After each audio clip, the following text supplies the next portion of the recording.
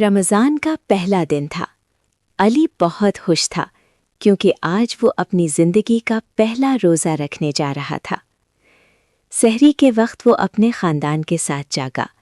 سب نے مل کر دعا کی اور علی نے دل سے کہا، یا اللہ، میرا پہلا روزہ قبول فرما۔ دن کے وقت امی نے اسے پیار سے سمجھایا، بیٹا، روزہ صرف بھوکا رہنے کا نام نہیں بلکہ اچھے اخلاق اور نیک اعمال بھی روزہ ہیں۔